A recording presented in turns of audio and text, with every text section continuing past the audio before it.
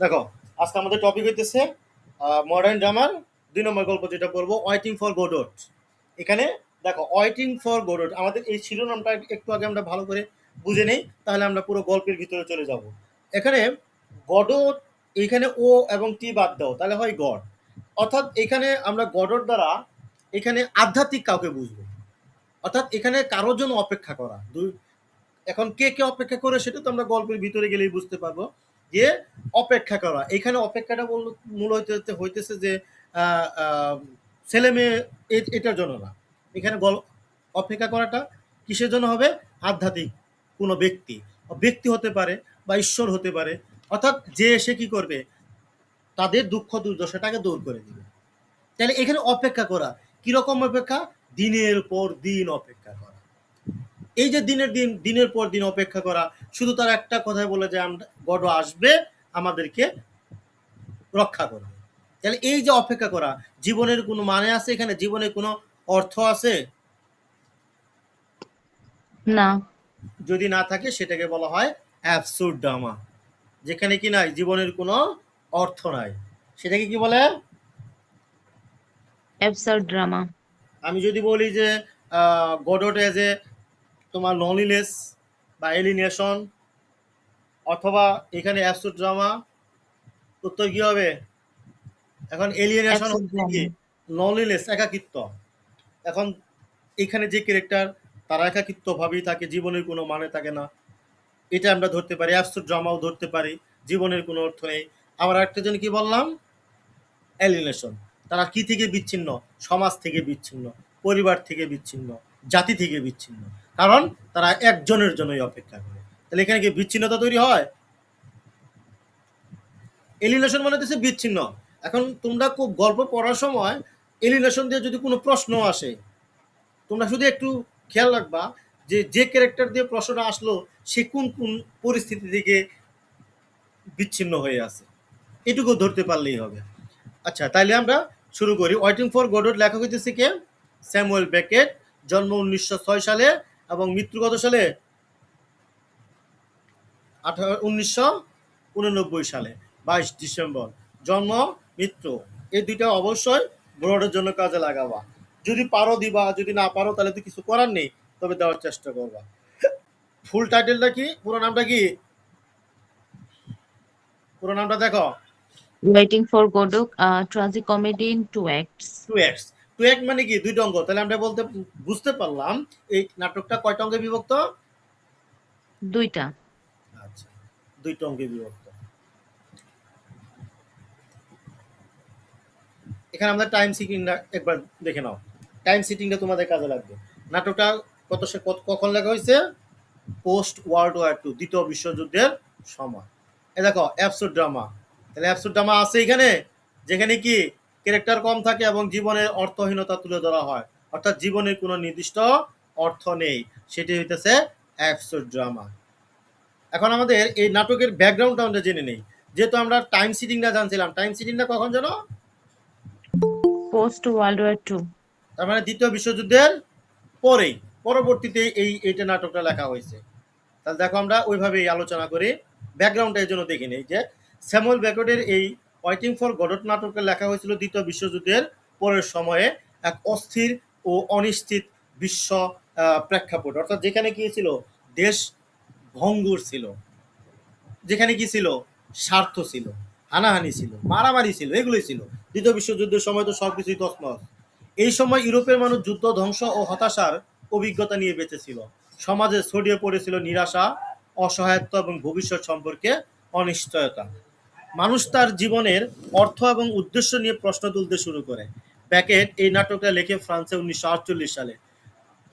তখন তিনি নিজে ছিলেন কি, নাৎসি বিরোধী প্রতিরোধ আন্দোলনের সদস্য। তার জীবনেও ছিল দুঃখ, অনিশ্চয়তা এবং অনেক সময় ধরে অপেক্ষা, যে হয়তোবা কি এই দেশ বা এই জাতি একদিন কি হবে, একদিন সত্যের পথে, একদিন উন্নতির পথে চলে আসবে। অর্থাৎ এই জাতি একদিন কি হবে, তারা নিজেদেরকে শুধরে নেবে, মানুষের ভিতরে আনাহানি বা স্বার্থহীনতা থাকবে না। এই অপেক্ষাটা, এই অভিজ্ঞতাগুলোই কি করছে তার নাটকের ভিতরে সে তুলে ধরছে। আচ্ছা, তুলে ধরলো। তাহলে আমরা নাটকটার জন্য কয়টা অঙ্কে পাইছিলাম? দুইটা। দুইটা অঙ্কে। দুইটা অঙ্কের ভিতরে দেখো, প্রথম পর্বটাই দেখো যে নাটকটার শুরুতে আমরা দেখি যে একটা গ্রামের রাস্তা। নাটকটার শুরুতে আমরা কি দেখি? একটা গ্রামের রাস্তা, যেখানে একটা গাছ আছে। সন্ধ্যার সময় অ্যাস্ট্রাগন, নাম কি? এস্ট্রাগন। অ্যাস্ট্রাগন নামের এক ব্যক্তি সেখানে বসে তার জুতো খুলতে চেষ্টা করতেছে গাছের নিচে। বারবার চেষ্টা করেও সে জুতো খুলতে পারে না। ক্লান্ত হয়ে সে বসে পড়ে, তারপর আবার চেষ্টা করে। এক সময় তার বন্ধু ভ্লাদিমির, নাম কি? ভ্লাদিমির। নামগুলো ভালোভাবে দেখে নিও। আচ্ছা, ভ্লাদিমির সেখানে এসে হাজির হয়। তাহলে ব্যক্তি কয়জন পাইলাম? 2 জন। অ্যাস্ট্রাগন, ভ্লাদিমির সম্পর্কের দিক থেকে তারা 2 বন্ধু। তাহলে তোমরা যখন এই ইটা পড়বা, সামাইটা পড়বা, পড়ার সময় তোমরা যখনই যে ক্যারেক্টার পাবা, সঙ্গে সঙ্গে খাতার ভিতরে এটা নোট করবা।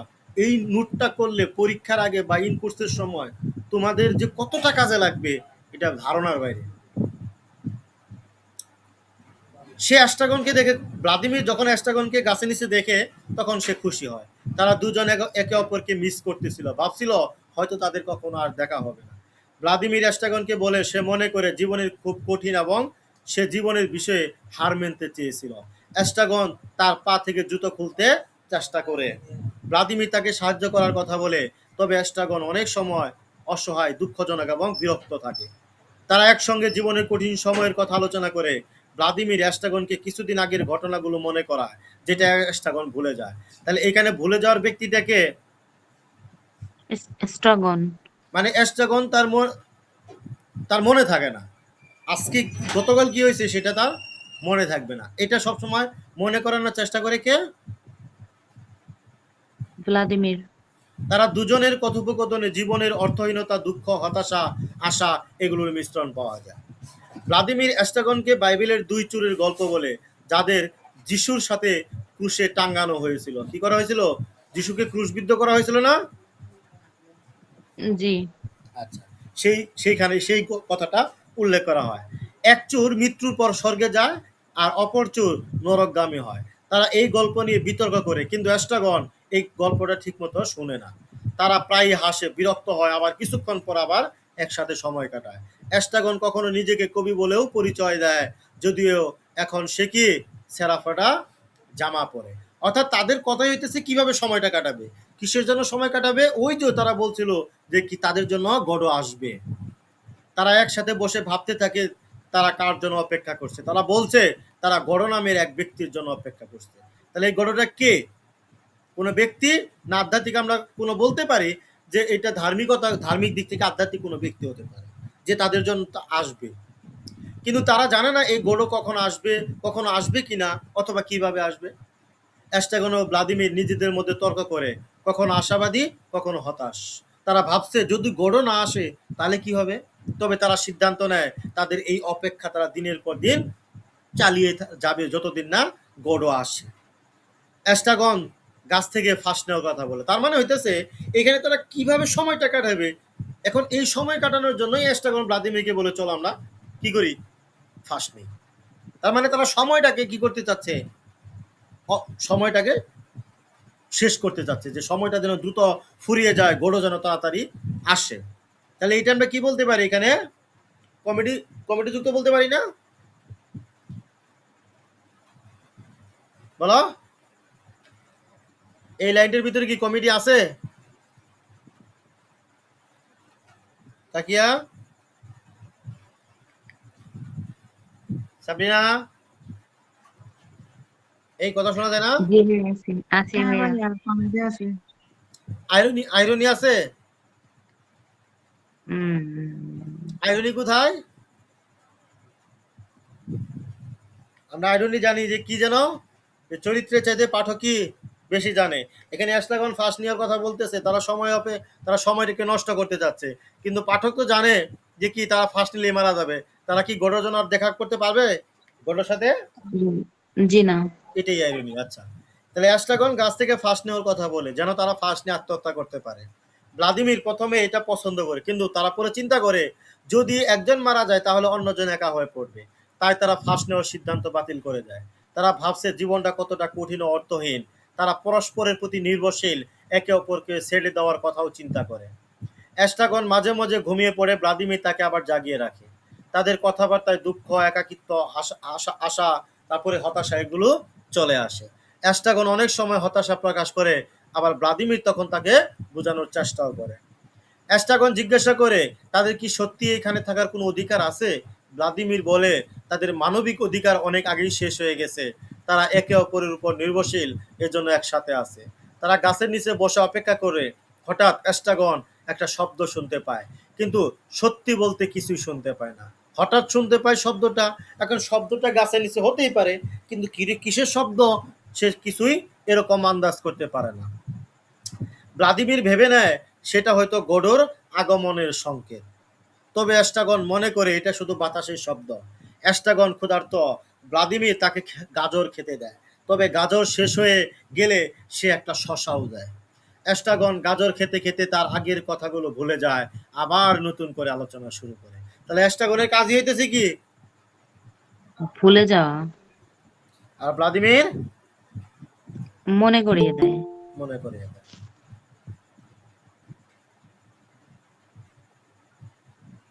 তারপর দেখো, হঠাৎ অ্যাস্ট্রাগন আর ভ্লাদিমির দূরে কারোর আসার শব্দ শুনে। তারা তাকিয়ে দেখে একজন লোক এগিয়ে আসছে, আরেকজন তার পিছনে। পিছনের লোকটির গলায় দড়ি বাঁধা, আর দড়ির অপর প্রান্তে সামনের লোকটির হাতে। আচ্ছা, এইখানে তোমরা জিনিসটা বুঝো, কয়জন লোক আসতেছে? দুজন। একজন এগিয়ে আসতেছে, আরেকজন কি পিছনে। পিছনের লোকটির গলায় কি? দড়ি বাঁধা। আর দড়ির উপর অপর প্রান্তে সামনের লোকটি কি? দড়ি রইতেছে সামনের লোকের হাতে। তাহলে এখানে বলতে পারি এখানে ব্যক্তি আসতেছে, আবার গলায় দড়ি। গলায় দড়ি তাহলে তো হয় কোনো পশু জাতীয় কেউ হতে পারে, কিন্তু উল্লেখ করছে কি এখানে? ব্যক্তি। ব্যক্তি। এটা মাথায় রাখো। এখন কেন, কিরকম ব্যক্তি, কাহিনীটা আসবে। সামনের লোকটির হাতে চাবুক, পিছনের লোকটির পিঠে ভারী বোঝা, একটা ফোল্ডিং টুল, একটা বড় ব্যাগ, একটা পিকনিক বাস্কেট। তাহলে আমরা এখানে বলতে পারি কি, একটা মানে আমাদের মাথার ভিতরে ঢুকে গেল যে কি, দাসত্ব একটা শব্দ পাওয়া যায় এখানে। পাওয়া যাচ্ছে মালিকের সাথে দাসী। এখানে মালিকের হাতে চাবুক আছে, দাসী সবকিছু বহন করে যাচ্ছে। সেটা পশু, আমরা তো এখানে ব্যক্তির কথা পাইছি, এখানে তো আর কোনো পশুর কথা উল্লেখ নাই। যে দুইজনে এগিয়ে আসতেছে, এখন দুইজনের ভিতরে একজনের হাতে যেহেতু দড়ি, গলায় দড়ি বাঁধা, আর একজন সামনে হাত, সে দড়ি নিয়ে যাচ্ছে। সামনের লোকটির হাতে চাবুক, পিছনের লোকটির উপর যত সমাজের যত ভারী বোঝা, সবকিছু সে কাঁধেই বহন করছে। অ্যাস্ট্রাগন প্রথমে ভেবেছিল হয়তোবা এটাই গড। ভ্লাদিমিরও তাকিয়ে রইল, কিন্তু আসার পর তারা বুঝলো না, এদের মতো কেউ গড় নয়। এরা হইতেছে একজন পুজো, আর একজন হইতেছে লাকি। কে কে? পোজো আর লাকি। পোজো আর লাকি তাহলে এখানে পুজো মালিক, লাকি চাকর নাকি? আচ্ছা। পুজো দাঁড়িয়ে লাকিকে থামতে বলল, লাকি চুপচাপ দাঁড়িয়ে রইল। এরপর পুজো সেই ফোল্ডিং টুল নামাতে বলল, লাকি নামালো, আর পুজো তাতে বসে পড়ল। পুজো পিকনিক বাস্কেট হাতে নিল এবং মুরগির মাংস খেতে শুরু করলো। খাওয়া শেষে হাড়গুলো মাটিতে ফেলে দিল। লাকি বাস্কেট হাতে দাঁড়িয়ে থাকলো, কোনো কথা বলল না। অক্টাগন আর ভ্লাদিমির অবাক হইল। লাকি যেন সম্পূর্ণ কি প্রাণহীন। প্রাণ আছে, তারপরে তো সে তো সেই পশুর মতো দাঁড়িয়ে আছে। পুজো যা বলছে সে কোনো প্রতিবাদ ছাড়াই করে যাচ্ছে। খাওয়া শেষে লাকির চোখে ঘুম ঘুম ভাব দেখা গেল, সে দাঁড়িয়ে ঘুমিয়ে পড়ল। অ্যাস্ট্রাগন আর ভ্লাদিমির কৌতূহলী হয়ে পুজোকে জিজ্ঞাসা করলো, লাকি ব্যাগটা নামাচ্ছে না কেন? পুজো প্রথমে কোনো উত্তর দিল না। অ্যাস্ট্রাগন মাটিতে পড়ে থাকা মুরগির হাড়গুলো তুলে নিল। পুজো বলল, এগুলো লাকির জন্য। অ্যাস্ট্রাগন লাকিকে জিজ্ঞাসা করলো, তুমি কি হাড়গুলো খাবে? লাকি কোনো উত্তর দিল না। তাই অ্যাস্ট্রাগন হাড়গুলো আবার তুলে নিল। অ্যাস্ট্রাগন আবার ব্যাগের প্রসঙ্গ তুললো। এবার পুজো বলল, লাকি ভয় পায়, যদি সে আমার কথা না শুনে আমি তাকে অন্য কারো কাছে দিয়ে দিব। দিয়ে দিব বলতে কি, আগে তো এক দাসীকে আরেকজনের কাছে কি করা যাইতো, বিক্রি করা যাইতো। এইটাই। এই কথা শুনে লাকি কেঁদে ফেলল। অ্যাস্ট্রাগন তার চোখের পানি মুছতে গেল, কিন্তু লাকি হঠাৎ তাকে লাথি মেরে ফেলে দিল। কাহিনীটি এখানে একটু হলুদ করার অংশ, মানে এখানে একটা ব্রিফের একটা বা এখানে একটা গুরুত্বপূর্ণ কথা, এটা ব্রিফের জন্য কাজে লাগতে পারে। অ্যাস্ট্রাগন যখন লাকির চোখে পানি মুছতে যায় তখন লাকি কাকে লাথি মারে, এস্ট্রাগনকে। এটা মাথায় রাখবে। পুজো জানালো লাকি 60 বছর ধরে তার সঙ্গে আছে। এই দীর্ঘ সময়ের কথা শুনে ভ্লাদিমির অবাক হইল। পুজো বলল এখন লাকি তার কাছে বোঝা হয়ে গেছে। ভ্লাদিমির বলল তাহলে ও এমন খারাপ ব্যবহার করছে কেন? পুজো কোনো জবাব দিল না, বরং সে আকাশের দিকে তাকিয়ে রাতের সৌন্দর্যের বর্ণনা দিতে শুরু করলো।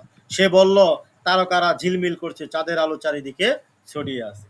পুজোর বর্ণনা শুনে অ্যাস্ট্রাগন আর ভ্লাদিমির মুগ্ধ হইল। তারা তার প্রশংসা করলো। প্রশংসা খুশি হয়ে পুজো বলল তোমাদের জন্য কিছু করতে চাই। অ্যাস্ট্রাগন সুযোগ পেয়ে বলল আমাকে 10 ফ্রাঙ্ক দাও। তার মানে কি সুযোগের সদ্ব্যবহার। অ্যাস্ট্রাগন কি চাইলো? টাকা চাইলো। কত? 10 ফ্রাঙ্কা। ভ্লাদিমির তাকে চুপ করিয়ে দিল। এরপর পুজো বলল লাকি তোমাদের বিনোদনের জন্য নাচবে। লাকি নাচলো। অ্যাস্ট্রাগন তার নাচ নকল করার চেষ্টা করলো কিন্তু পারল না। এরপর তারা লাকির অদ্ভুত স্বভাব নিয়ে আলোচনা করলো। হঠাৎ তারা সবাই মিলে লাকির উপর ঝাঁপিয়ে পড়লো। লাকি কিছুই বলল না, শুধু শেষ দিকে একবার বলল আনফিনিশড, শেষ। তার হাতে ব্যাগ দিলে সে আবার জেগে উঠল। পুজো বলল এখন আমাদের যেতে হবে। লাকি দড়ি টেনে ধরলো আর পুজো সামনের দিকে এগিয়ে গেল। তারা দুজনেই চলে গেল। অ্যাস্ট্রাগন ভ্লাদিমির আবার একা হয়ে গেল। তার মানে এইখানে প্রথম অঙ্কের দিকে একটু হলেও বুঝলাম যে এই যে ভ্লাদিমির অ্যাস্ট্রাগন যে সময় কাটাইতেছে তাদের ভিতরে তো কোনো অর্থহীনতা, শুধু তারা কিভাবে সময় কাটাবে এটা নিয়ে তারা ব্যস্ততা। তো এটার মতো হঠাৎ করে হাজির হইলো কে?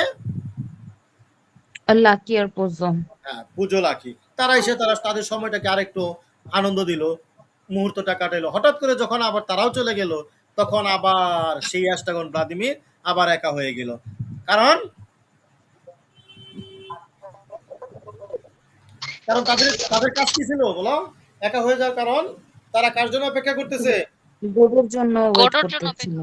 তাহলে এই ইচ্ছা। তাহলে এখানে আমি আবার জিজ্ঞাসা করে নেই, পুজো এখানে কিসের? পুজো কি এখানে আমরা মালিক বলতে পারি, আর লাকি চাকর। চাকর। তার মানে এখানে তাদের এই দুইটা ক্যারেক্টার দ্বারা কি বুঝাইছে? সমাজের মানুষের অত্যাচার, নিপীড়ন, শোষণ, এগুলোই তো। হ্যাঁ। আচ্ছা, অ্যাস্ট্রাগন আর ভ্লাদিমির এখনো গাছের নিচে দাঁড়িয়ে আছে। তারা গড়ের জন্য অপেক্ষা করছে। সময় ধীরে ধীরে কেটে যাচ্ছে। হঠাৎ তারা দেখে একটা ছোট ছেলে আসছে। ছেলেটি লাজুকভাবে এগিয়ে আসে। ছেলেটি এসে বলে গোডো তাকে নিজেই পাঠিয়েছে। কথা শুনে অ্যাস্ট্রাগন সঙ্গে সঙ্গে বিরক্ত হয়ে যায়। সে জিজ্ঞাসা করে এত দেরিতে কেন এলে? ছেলেটি চুপচাপ দাঁড়িয়ে থাকে। অ্যাস্ট্রাগন তাকে বকা দেয়, ভয় দেখায়। তারপর ছেলেটি বলে গোডো আজ আসবে না। এখানে বাংলায় যে গডো, ইংরেজিতে কি গডোই হবে? গডট। হ্যাঁ, গডর। ছেলেটি কি বললো যে গড় আর আজ আসবে না, কিন্তু আগামীকাল বা কাল অবশ্যই আসবে। এই কাল বলতে কি নির্দিষ্ট কোনো কাল আছে? না। ওই যে দোকানে গেলে বলে না আজ নগদ কাল বাকি, এই কাল কি আর আসবে? না।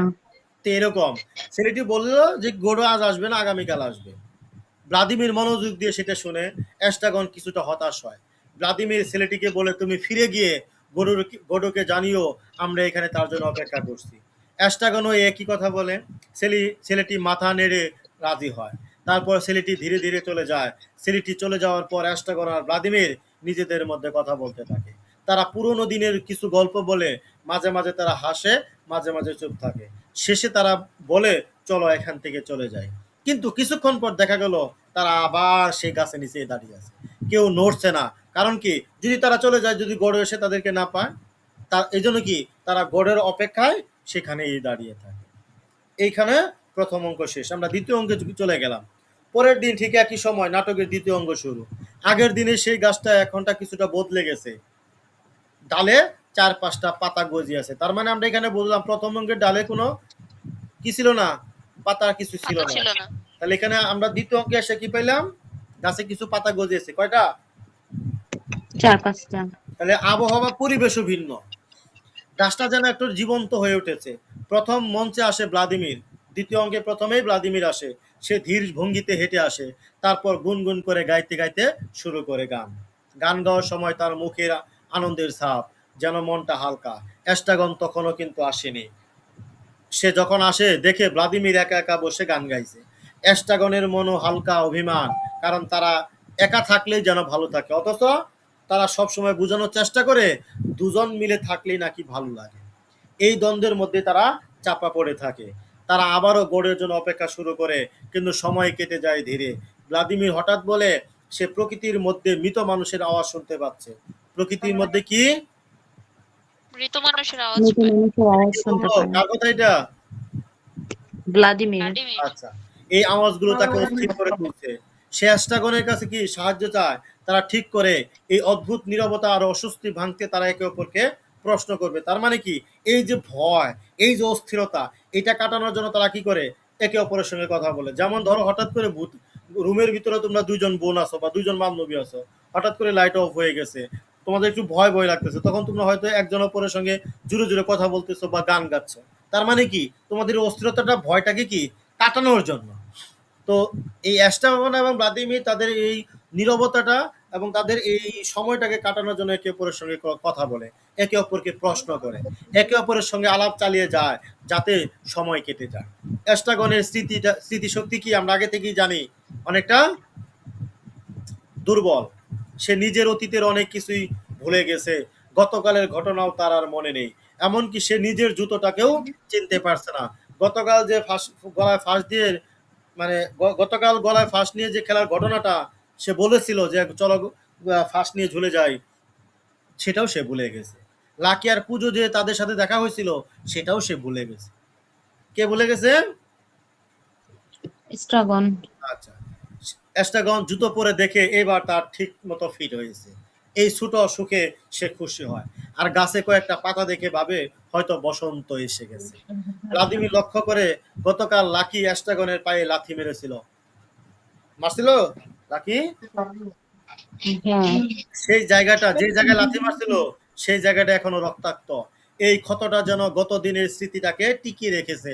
তার মানে এইটা দেখে ভ্লাদিমির বুঝতে পারতেছে যে লাকি পুজো গতকাল আসছিল, এই ঘটনা ঘটছে, কিন্তু অ্যাস্ট্রাগনের এটা মনে নেই। তারা কথা চালিয়ে যায়। হঠাৎ ভ্লাদিমির লাকির টুপি খুঁজে পায়। সে টুপিটা মাথায় দেয়। দুইজন কিছুক্ষণ টুপিগুলো নিয়ে খেলাধুলা করে, টুপি বদলায়, মজা করে। ভ্লাদিমির নিজের টুপি ছুড়ে দেয় অ্যাস্ট্রাগনের দিকে। তারপর জিজ্ঞাসা করে এখন তাকে কেমন লাগছে। অ্যাস্ট্রাগন মজা করে উত্তর দেয়। তারা এইভাবেই হাসি ঠাট্টা করে সময় কাটায়। একসময় তারা ঠিক করে পুজো আর লাকি সেজে অভিনয় করবে। দুজন তাদের মতো ভঙ্গি করে কথা বলার চেষ্টা করে, এতে সময় কাটে। অ্যাস্ট্রাগন একটু দূরে যায়, হাঁপাতে হাঁপাতে ফিরে আসে। সে বলে, কি বলে, তারা ফিরে এসেছে। ভ্লাদিমির ভাবে হয়তো গড়ও এসেছে। হঠাৎ হঠাৎ তাদের মধ্যে ভয় ঢুকে যায়। তারা গাছের পিছনে লুকাতে চায়, কিন্তু গাছটা ছোট, তারা তাই লুকানো যায় না। অস্বস্তি আর বিব্রত ভাবে বাড়তে থাকে। অল্প সময় পরে তারা একে অপরকে কটূক্তি করতে শুরু করে।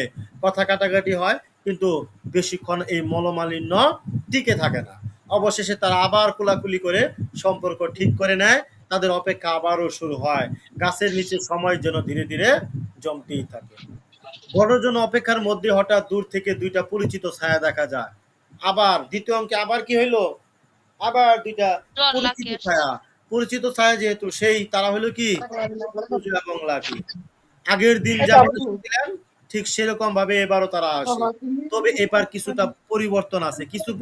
কিছুটা কি আছে? পরিবর্তন। আগের সময় মালিক ছিল, একজন দাসী ছিল। এখানে এসে পরিবর্তনটা কি, পুজো অন্ধ। পুজো কি হয়েছে? অন্ধ। অন্ধ। আর লাকি বুবা। তাহলে আগে ছিল কি দুইজনই ভালো, আর এখানে দুইজনই কি হয়েছে, পরিবর্তন। পুজো বুবা, পুজো অন্ধ। এই তো চোখে দেখে না। রাফিন এটা কাপু এই এটা কাপু কেমন লাগতেছে? এই তো ময়না পাখি আমার, তুই ময়না পাখি না আপু? টিয়া সর্বনাশ। পাখি টিয়া পাখি ময়না পাখি এই ময়না ঐতুসী, পাখি বাতি যা তুমি তো ঠিক হ্যাঁ মিট করে দিছি। দেখ, পরে হাসো তোমরা, ওরা পরে বলবো নি। দেখো তাহলে কি হইতেছে এখানে, কি যেন বললাম, কি পরিবর্তন, পুজো অন্ধ, সে চোখে দেখে না। লাকিও পরিবর্তন হয়েছে, কি সে বুবা, কথা বোবা। বলতে পারে না। লাকির সামনে হেঁটে আসতেছিল অ্যাস্ট্রাগন ও ভ্লাদিমির। অস্ট্রাগন এবং ভ্লাদিমিরকে দেখে এই পুজো এবং লাকি থেমে যায়। কেন থেমেছে সেটা তারা বলতে পারছে না। পুজো অন্ধ, তাই কিছু বুঝতে পারে না। লাকি হঠাৎ থেমে যাওয়ায় তারা একে অপরের সঙ্গে ধাক্কা খায়। ধাক্কার ফলে দুজনেই মাটিতে পড়ে যায়। দুজনেই কি হলো? ভ্লাদিমির এস্ট্রাগন দুজনেই পড়ে গেল। এস্ট্রাগন ও ভ্লাদিমির দূর থেকে সবকিছু দেখে তারা ভাবতে থাকে ও সরি, এখানে দুজনে বলতে এস্ট্রাগন ও ভ্লাদিমির না, পুজো আর লাকি। লাকি। হ্যাঁ, যেহেতু একজন অন্ধ আর একজন কথা বলতে পারে না, হঠাৎ করে দাঁড়াইলো, তাহলে একজন আরেকজনের উপর পড়ে যাবে। আর এই দৃশ্যটা কে দেখতেছিল? এস্ট্রাগন এন্ড আর ভ্লাদিমির। ভ্লাদিমির। হ্যাঁ, সবটা দূর থেকে দেখতেছে।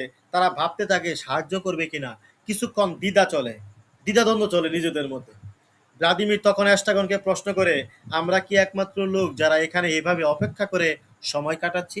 এস্ট্রাগন উত্তর দেন, না, কয়েক বিলিয়ন মানুষ অপেক্ষা করছে। তার উত্তর যেন সব মানুষের নিঃসঙ্গতার ইঙ্গিত দেয়। কারণ আমরা একজনের জন্য অপেক্ষা করি, সেটা আমাদের কি? স্রষ্টা। পুজো তখন মাটিতে শুয়ে শুয়ে সাহায্য চায়। সাহায্যের বিনিময়ে সে প্রতিশ্রুতি দেয় তাদের 100 ফ্রাঙ্ক দিবে। এস্ট্রাগন সঙ্গে সঙ্গে বলে, এটা যথেষ্ট নয়। আগের জন্য কত চাইছিল? 10 ফ্রাঙ্কা। হ্যাঁ। ভ্লাদিমির বলে, যদি তারা পুজোকে উঠিয়ে দেয় তাহলে পুজো ও লাকি চলে যাবে, তখন তারা আবার একা হয়ে যাবে। এই একাকিত্বই যেন তাদের সবচেয়ে বড় শত্রু। অবশেষে দুজন মিলে পুজোকে তুলতে যায়, কিন্তু চেষ্টা করতে গিয়ে নিজেরাও মাটিতে পড়ে যায়। তার মানে এস্ট্রাগন ভ্লাদিমির তারাও পড়ে গেল। একসময় পুজো আবারও সাহায্য চায়, কিন্তু ভ্লাদিমির রেগে গিয়ে তাকে লাথি মারে। ভ্লাদিমির কি করলো? লাথি মারলো পুজোকে। পুজো কষ্টে কষ্টে সেখানেই শুয়ে থাকে। কিছুক্ষণ পর এস্ট্রাগন ও ভ্লাদিমির ধীরে ধীরে উঠে দাঁড়ায়। এবার তারা আবার পুজোকে টেনে তোলে। পুজো উঠে দাঁড়িয়ে এই সময় জানতে চায়। অদ্ভুত ব্যাপার, পুজো কিছুই মনে রাখতে পারে না। এস্ট্রাগন যেমন গতকালের ঘটনা ভুলে গেছে, পুজো অতীতের কিছুই মনে রাখতে পারছে না। এবার এস্ট্রাগন লাকির দিকে এস্ট্রাগন লাকির দিকে চলে যায়। সে লাকিকে কটুক্ত করতে থাকে, কটুক্তি। ঘুমন্ত লাকি কিছুক্ষণ পর জেগে ওঠে। তারপর হঠাৎ এস্ট্রাগনকে আবার লাথি মারে।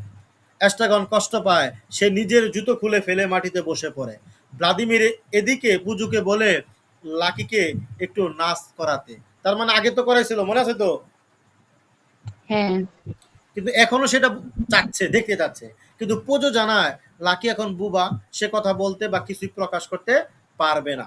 ভ্লাদিমির কৌতূহল হয়ে জিজ্ঞাসা করে, লাকি কবে থেকে বোবা হয়ে গেছে? এই প্রশ্নে পুজো খুব রেগে যায়।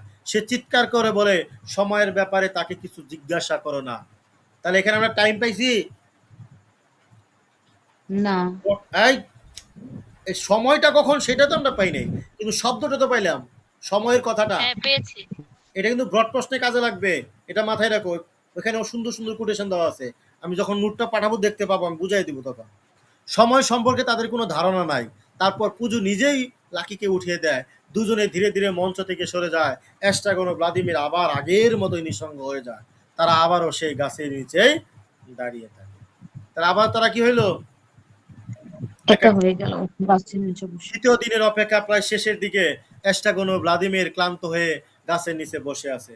ঠিক তখনই আগের দিনের সেই ছোট্ট ছেলেটি আবার আসে। ছেলেটি তাদের দিকে ভয়ে ভয়ে তাকায়। সে আগের দিনের মতো এবারও গরুর বার্তা নিয়ে এসেছে। সে নিজেও তাদের চিনতে পারে না, এমনকি সে যে গতকাল গরুর বার্তা নিয়ে এসেছিল সেটাও সে ভুলে গেছে। ভ্লাদিমির তাকে জিজ্ঞাসা করে, গরুর কি কোনো বার্তা আছে? ছেলেটি বলে, গরু আজ আসতে পারবে না, তবে আগামীকাল অবশ্যই আসবে। এই কথা শুনে এই কথা কি তারা আগেও শুনেছে। তার মানে কথা একটাই, গরু কবে আসবে? আগামীকাল অবশ্যই আসবে। ভ্লাদিমির শান্তভাবে ছেলেটিকে বলে, গড় যেন তাদের কথা ভুলে না যায়, যেন মনে রাখে তারা এখানে তার জন্য অপেক্ষা করছে। ছেলেটি মাথা নেড়ে সম্মতি জানায়। তারপর ছেলেটি ধীরে ধীরে চলে যায়। তারা চলে যাওয়ার পর আবার চারপাশে নিস্তব্ধতা নেমে আসে। এস্ট্রাগন ও ভ্লাদিমির কিছুক্ষণ চুপ বসে থাকে। তারা ভাবে এখান থেকে চলে যাবে, কিন্তু হঠাৎ তারা বুঝতে পারে যদি গরু হঠাৎ এসে যায় তবে তারা মিস করবে। তাই আর তাদের যাওয়া হয় না। তারা আবারও ফাঁস নিয়ে কথা বলতে শুরু করে। তারা ভাবে যদি গরুকাল আগামীকাল নাও আসে তবে তারা আত্মহত্যা করবে। এস্ট্রাগন তার কোমরে বেল্ট খুলে ফাঁস বানানোর মানে ফাঁসি দেওয়ার যে একটা সিস্টেম এটা তৈরি করার চেষ্টা করে। দুজনে মিলে বেল্ট ধরে টানে, দেখে বেল্ট কতটা শক্ত। তার মানে কোমরে বেল্ট খুলতেছে, দুদিকে দুজন টানাটানি করতেছে যে কতটা শক্ত এটা প্রমাণ করবে। কিন্তু টানাটানির সময় বেল্ট ছিঁড়ে যায়। বেল্ট ছিঁড়ে যাওয়ার ধাক্কায় এস্ট্রাগনের প্যান্ট কি খুলে পড়ে যায়। সে তাড়াহুড়ো করে প্যান্ট পরে নেয়। ভ্লাদিমির তখন বলে আগামীকাল যদি গরু না আসে তবে তারা সত্যি ফাঁস নেবে, আর যদি সে আসে তবে হয়তো সবকিছু বদলে যাবে। তারা আবারও চলে যাওয়ার সিদ্ধান্ত নেয়, কিন্তু দুজনে স্থির দাঁড়িয়ে থাকে, কেউ নড়ে না। নাটকের শেষ দৃশ্যে দেখা যায় দুজনের দৃষ্টি আবারও সেই গাছের দিকে। তারা অপেক্ষা করছে, গরু আসবে কিনা আসবে তা অজানায় থেকে যায়। আর এইখানেই নাটকের সমাপ্তি ঘটে।